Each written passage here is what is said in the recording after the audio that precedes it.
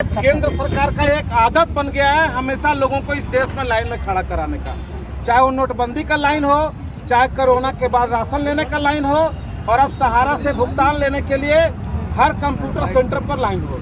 लोग सुबह से लेकर के रात तक लाइन लगाए हुए हैं, लेकिन पोर्टल काम ही नहीं कर रहा।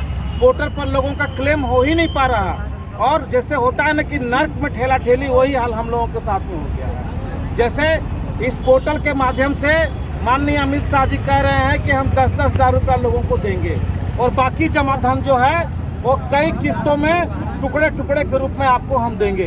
हम अमित शाह जी से पूछना चाहते हैं कि हमारे और सहारा के बीच में जो एग्रीमेंट था वो था कि 64 महीना में डबल देंगे, हर स्कीम पर 12%, 10% का इंटरेस्ट देंगे। हमारा कॉन्ट्रैक्ट सुब्रत राय से था। फिर भारत सरकार या केंद्र सरकार या सहकारिता मंत्री बीच में दलाली करने वाले होते कौन हैं? सुब्रत राय ने कई बार अखबार के माध्यम से, टीवी के माध्यम से, सोशल मीडिया के माध्यम से कहा था कि हमारे पास देनदारी से 3 गुना की ज्यादा की संपत्ति है। हम जिस दिन भुगतान करेंगे पूरा ब्याज और साथ ही साथ डिले पेमेंट 9% एक्स्ट्रा इंटरेस्ट के साथ देंगे। फिर माननीय सहकारिता मंत्री होते कौन हैं? बीच में दलाली करने वाले। ये कहते हैं कि हम केवल जमा धन की वापसी करेंगे, वो भी कई किस्तों में। बाकी मेरा ब्याज का क्या होगा? क्या उस ब्याज से 2024 का इलेक्शन लड़ना चाह रहे हैं? क्या इस देश में हिंदू मुस्लिम करके फिर से एक बार सत्ता में काबिज होना चाह रहे हैं? देश के लोगों को मूर्ख बनाना चाह रहे हैं? ये हम लोग नहीं चलने देंगे। हम लोगों को संपूर्ण भुगतान चाहिए। अगर संपूर्ण भुगतान नहीं मिला तो हम लोग इसी तरह सड़कों पर मशाल जुलूस आंदोलन करते रहेंगे, और ये आंदोलन तब तक नहीं रुकेगा, तब तक नहीं थमेगा जब तक इस देश के एक लोगों का संपूर्ण भुगतान न हो जाए। ये फॉर्म भरने में क्या परेशानी हो रही है? परेशानी है। फॉर्म भरा कहाँ जा रहा है? अब एक मिनट रुकिए ना। आपको पता होगा कि 10 करोड़ डिपोजिटर है सहारा के सहकारिता समितियों का, और पोर्टल काम ही नहीं कर रहा। पूरे दिन भर लोग कंप्यूटर सेंटर के आगे लाइन लगाए हुए हैं, लेकिन 2-4 भी सर्टिफिकेट क्लेम नहीं हो रहा। पोर्टल की गति धीमी है। उसके बाद पोर्टल पे हमारा क्लेम भी हो जा रहा है, तो माननीय अमित शाह जी कह रहे हैं कि हम आपको 10 हज़ार ही देंगे। ये क्या तरीका है?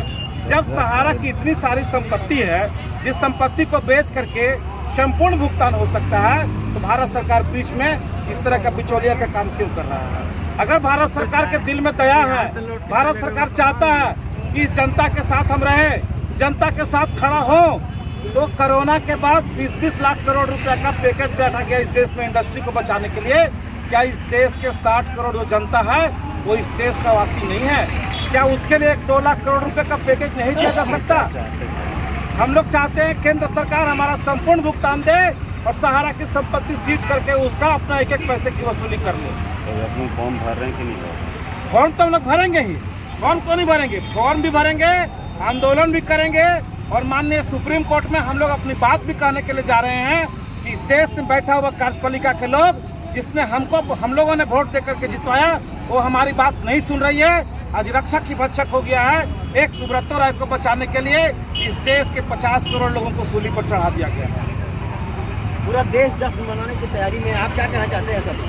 पूरा देश जश्न मना रहा है, चूँकि जश्न आज़ादी का है। हम तो वो जश्न मनाएंगे ही, लेकिन दिल में कहीं न कहीं तकलीफ है, दिल में कहीं कहीं दुख है, क्योंकि उस जमाने में जो लोग देश को आज़ाद कराने के लिए लड़े थे उनकी संख्या 35 करोड़ थी।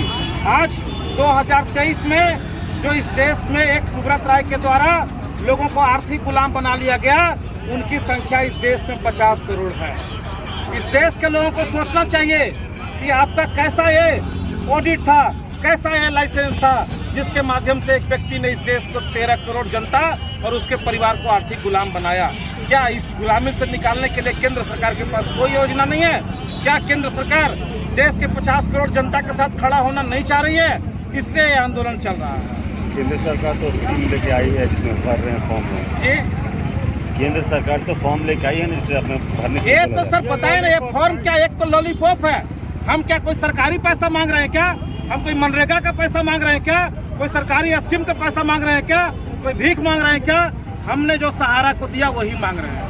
हमने सहारा को जिस कॉन्ट्रैक्ट पे पैसा दिया था वो कॉन्ट्रैक्ट पूरा होना चाहिए। हमको पूरा ब्याज के साथ पैसा मिलना चाहिए। हम 10 हज़ार का विरोध करते हैं। हमको संपूर्ण भुगतान चाहिए और एक दिन का ब्याज जोड़ करके चाहिए।